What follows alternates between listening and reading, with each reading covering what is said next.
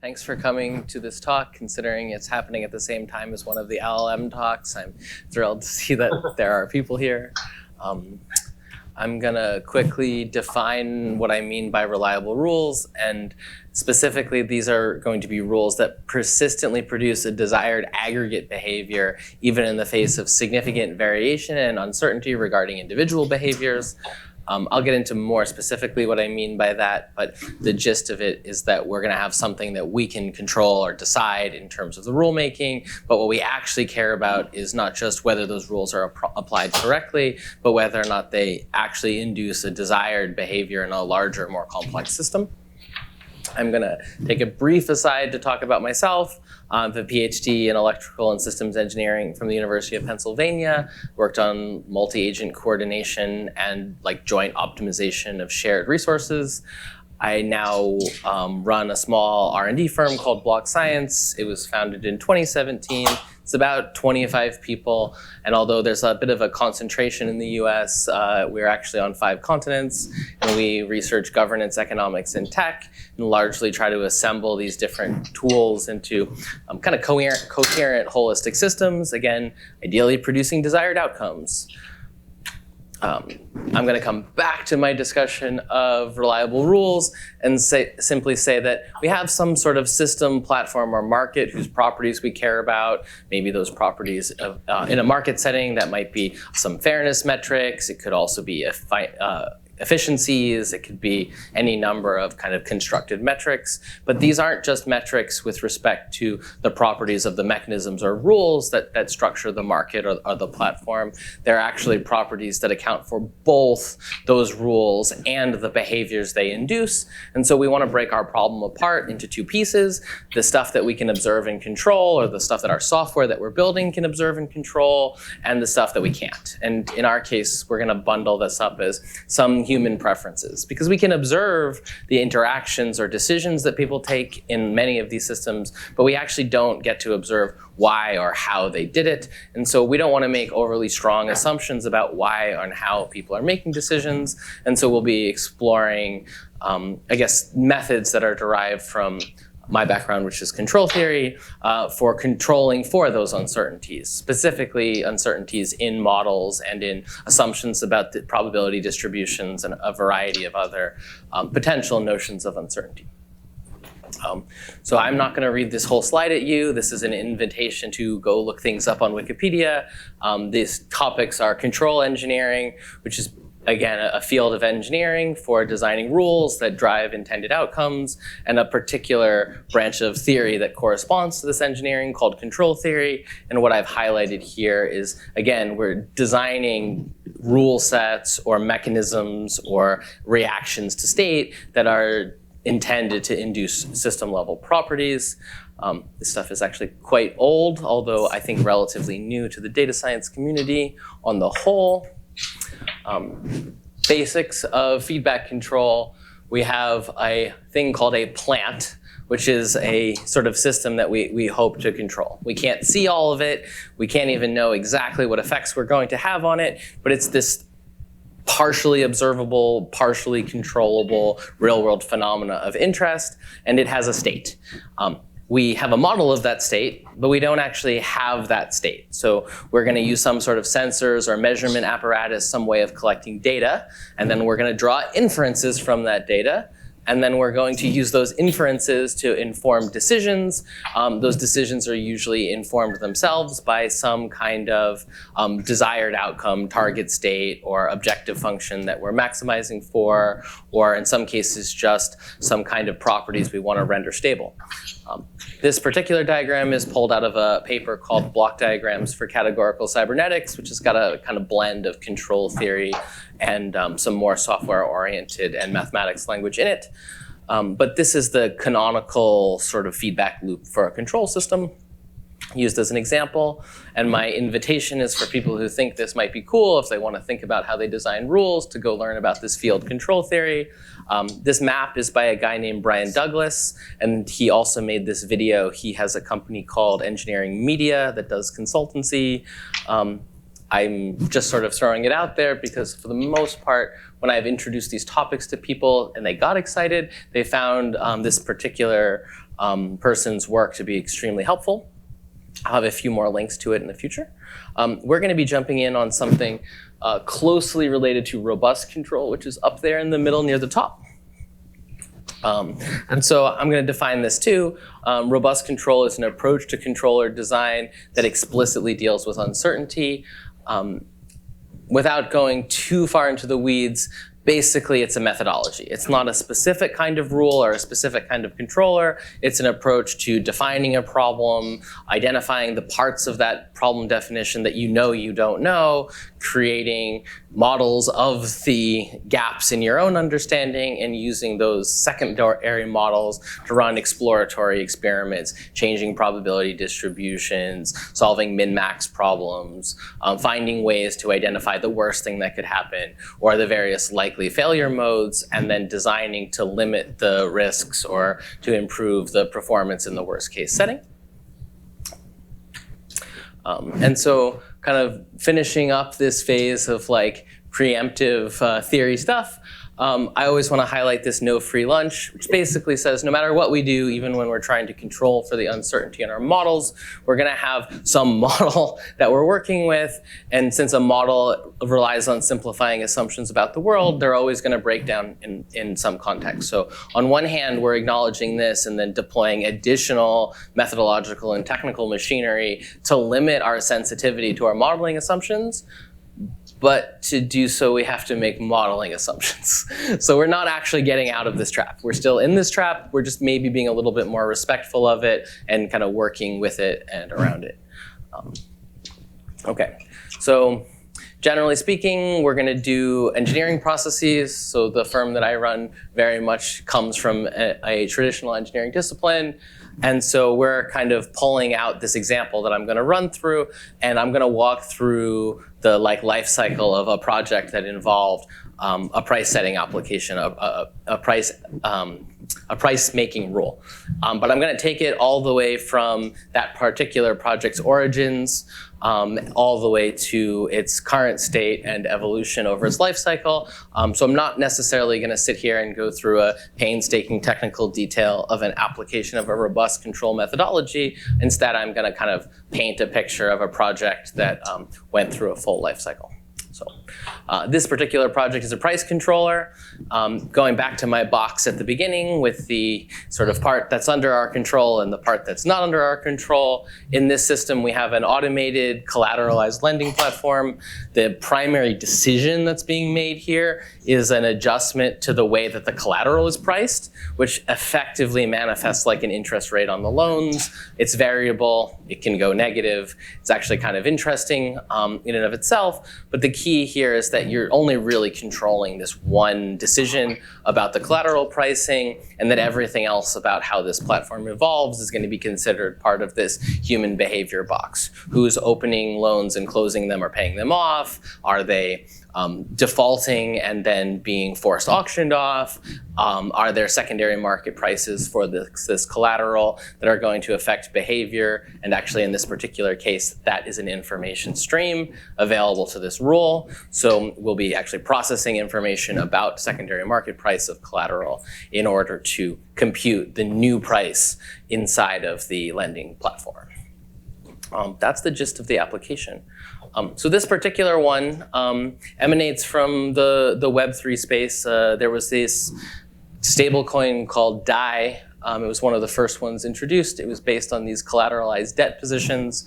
And the original designer of this protocol had put forth this rule for using a stability controller rather than a fixed dollar value for the asset that they were deploying. So they were taking Ethereum or ETH as a collateral, which is obviously very volatile. So we have to think a lot about what the consequences of lending against it are.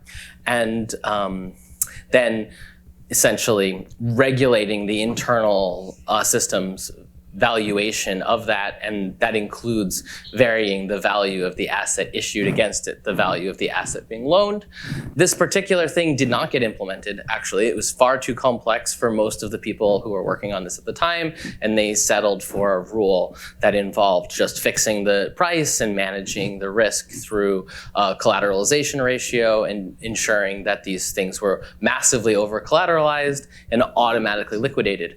But some of the original work to analyze the stability of the stability controller was done by a handful of engineers, and there's actually a public article about the stability of the class of controllers that would regulate these lending systems.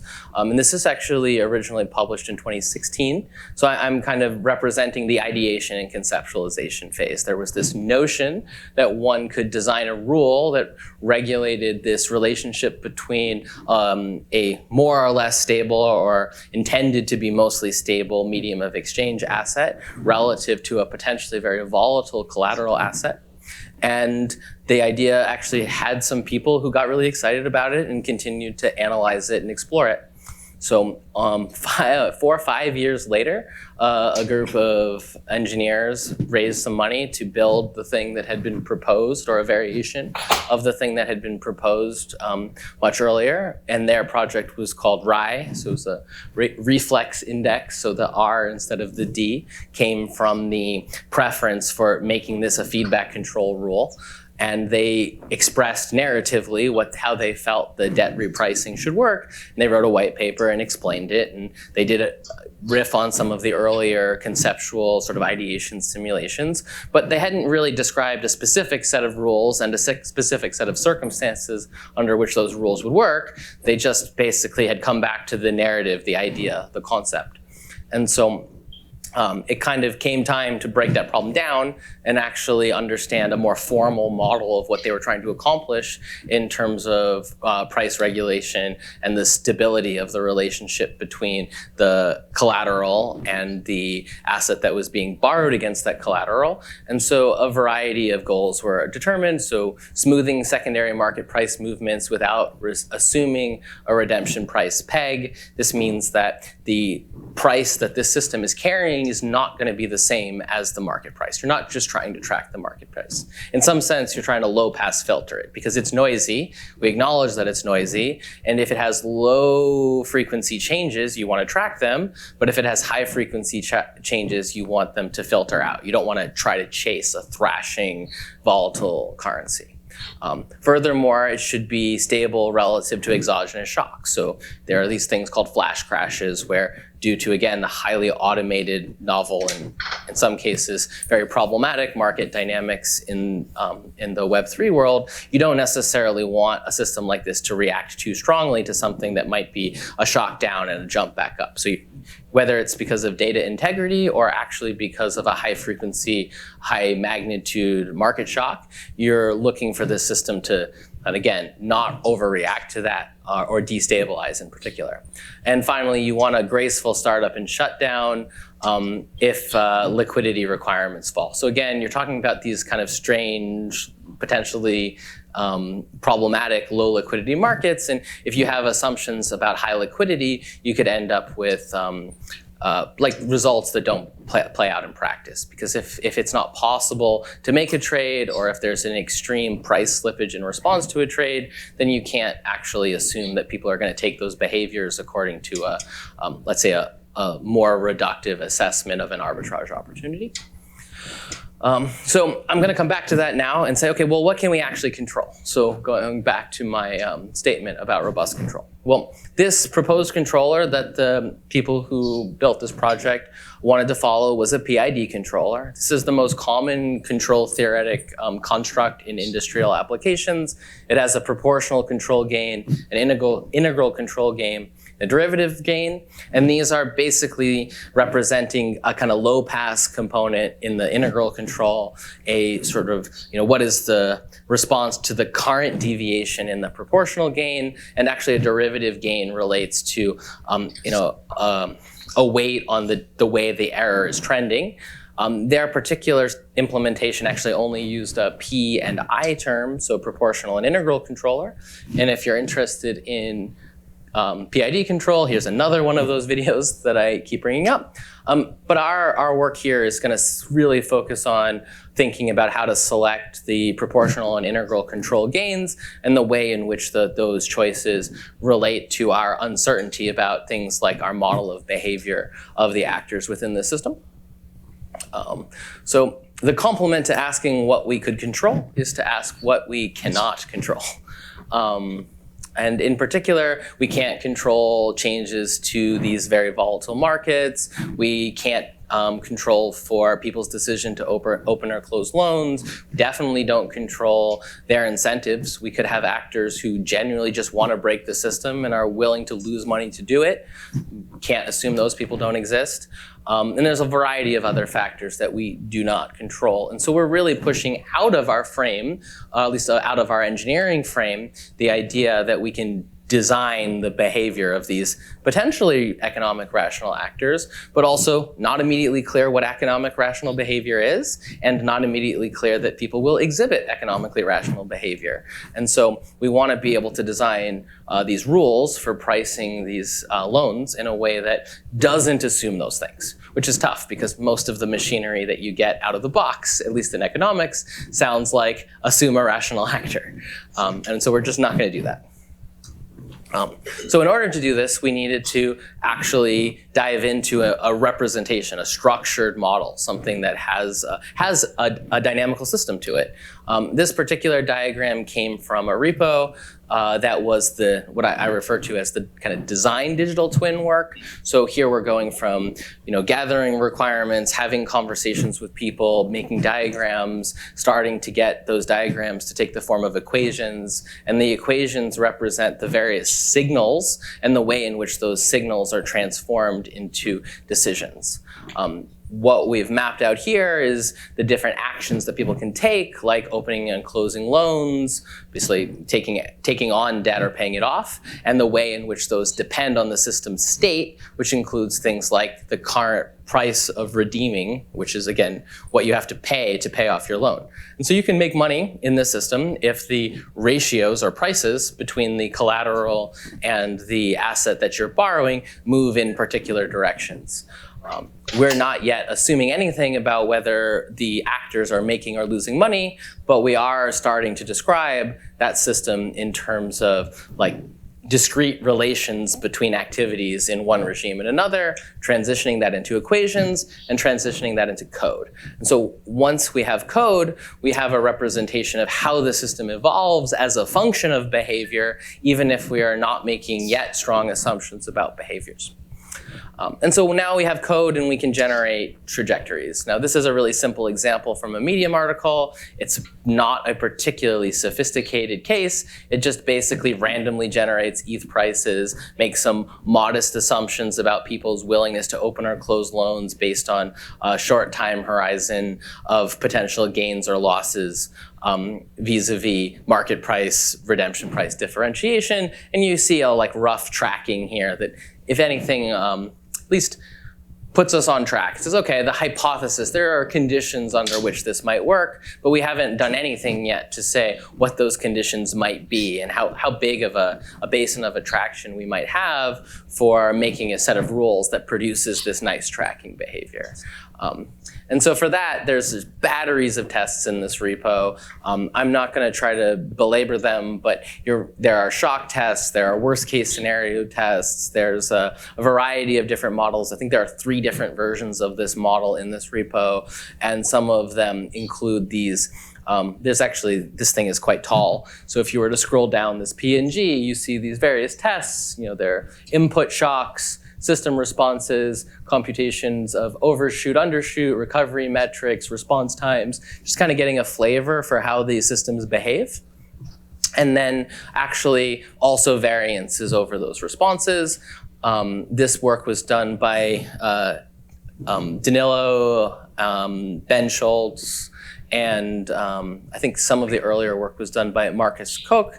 The work itself really explored the design space here and eventually led to a set of metrics that were given to the team that was building it, and they made a selection to go with a simple P term only controller at launch. And so they launched this into production. I believe it was February 13th, 2021. And so this rule that encodes the price setting via the P controller archetype, with all the tests really just boiling down to where do we think it's safe to set the gains, the parameters of this controller. And they went live. Interestingly enough, there's a second repo that involves a bunch of monitoring apparatus. So this is a description of an architecture of basically a systems identification system. So you have a model of the plant, and you have a model of the controller, and you are collecting data to try to fit and extrapolate the various ways in which the system might evolve in the future. The work here was done as part of an education process, actually, and some of it was adopted into what I believe is a closed source implementation being used by people monitoring the system. There's a more explicit version of the extrapolation code that was a variant or a fork built by the team, available, the Reflexor Labs team on their website. So here I grabbed a screenshot of it. This was actually from yesterday, so it's able to show you historical effects of the P rate, and there's an I rate now, which I'll mention in a moment. And so you can actually see the historical data. These are being pulled straight from the on-chain infrastructure into I believe it's a subgraph for the graph as a staging in a database that's GraphQL, and then it's used as a data source for the analysis and plots. And their website on their stats website has various different extrapolations with different assumptions as of the day you're actually looking at their website, which is pretty cool. Gives people at least some information about the way the system's trending from the real data. And actually, I mentioned that they launched with an I term, without an I term, but they did later introduce one, and they did later change it. So they're exercising governance over this. So our quote unquote governance surface is the parameters of the controller. And so as far as they're regulating a sort of small economy in the form of this lending platform, their primary mode of governance is actually to make small tweaks to these KI and PI, KP, KI and KP parameters that represent the gains in the PID controller or the PI controller, which in turn regulate their pricing rule, which in turn regulates their economy. And so you get this actually really interesting system with a governance apparatus with forums and discussions and approvals to make changes to their key parameters, these various pieces of software that at different times got used to design and or evaluate the state of that economic system, and a admittedly relatively small total user base. I think right now there are a few, maybe 4,000 people actively engaging, like holding this asset and using it. There have been more over its lifetime, but it's been several years now. I think we're something like 3 years into the experiment. So it's been pretty interesting to follow along with. I've also helped some members of my team build some actual trading strategies, like designing hybrid systems rules under which states of the public data does it make sense to take on loans versus to pay off loans you have if you're profit maximizing. That's an interesting kind of alternative player view, instead of viewing the system from the perspective of designing this economy and stabilizing this otherwise noisy relation between the collateral and this mostly stable asset. I think its total price change in 3 years is 30 cents. So it went from, I think, Pi, it was launched at 3.14 dollar value, and I think it's something like 2.75. And so through that entire variation and all the nonsense in crypto markets, this particular sort of self-regulated asset managed to stay more or less stable, again, despite all these transients, a total 30 cents, roughly 10% variation in its overall price. And that included some of these higher order responses to add the I term and to tweak it later as a result of discourse within their forums and discussions amongst the people who are stakeholders to the system. And so that's it. Big overview. We did a lot of our analysis using an open source tool called CAD. Actually, Joshua wrote it, and it wrote it a couple years ago. We use it as an alternative to MATLAB for building simulations and analyzing dynamical systems. There's some links for the design digital twin and operational digital twin repo. Neither of them are in active present use, but they were artifacts of the various stages in the life cycle of this project. There's some articles about this particular project that I linked throughout, and there's some videos about methodologies that we use, parameter selection under uncertainty, which is most closely related to robust control, and generalized dynamical systems, which we use to describe these systems. And so as a last kind of call to action, I've been working with some partners. They're all down here: Token Engineering Commons, Ocean Protocol, Open Teams Incubator, QuantSite, et cetera, to try to get a small pool of grant funding for people who are interested in exploring the data sets and code bases that are in the Web3 world. I don't work exclusively in the Web3 world, but I do find it really compelling that you can look directly at the data associated with individual behavior, and that people have kind of opted into this sort of open source approach to making and following rules. And so there's some really interesting data sets. The Small Grants program has an application. It's mostly for people interested in just kind of probing how to apply NumPy, SciPy, scikit-learn, NetworkX, other tools from this ecosystem to analyze or explore some of these data sets. And so if you scan that, you'll get a link. The link takes you to a website, and the website lets you kind of drop in an idea for a project and get, it's not a huge amount of funding, but it's a nice opportunity to get a little bit of funding behind an exploratory project. So the R&D company that I run has basically 3 working groups, one on governance, one on economics, and one on tech. And a big part of our company is to try to figure out how to make these blocks fit together into real things. And obviously, real things can take the form of like these kinds of lending platforms that I discussed with the Web3 application. We've also done work with the Red Cross. We're currently working on a grant project related to measuring environmental impact, sort of house-related stuff for the Canadian, under a Canadian grant with a Canadian nonprofit.